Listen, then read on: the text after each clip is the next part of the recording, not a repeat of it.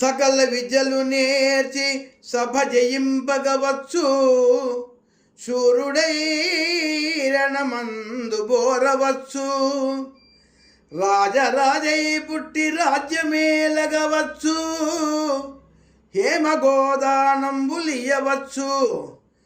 గగనమందున్న చుక్కలను జగావచ్చు.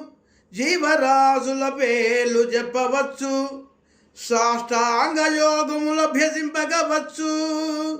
కఠినమౌరాల మృంగగవచ్చు.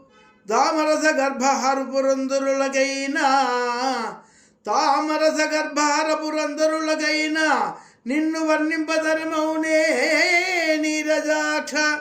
భూషణ వికాస శ్రీధర్మపుర నివాస దుష్ట సంహార నరసింహ దురిత దూరా. ఓ నరసింహస్వామి, సకల విద్యలను అభ్యసించి సభయందు జయమును పొందవచ్చును. పరాక్రమవంతుడై పోరు సల్పవచ్చును. చక్రవర్తి అయి చతుర్దశ భువనాలను ఏలవచ్చును.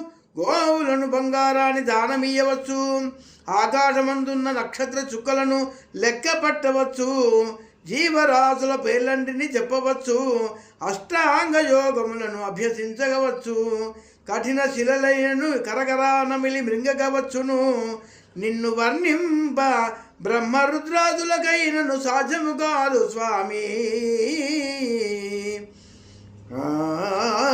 వైకుంఠపుర నివాస భూషణుడితో ప్రకాశించువాడ. శ్రీధర్మపుర నివాస దుష్టులను సంహరించువాడ.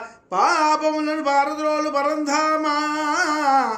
నరసింహస్వామి, నీకు ఇదే నా నమస్కారము. వాసుదేవ.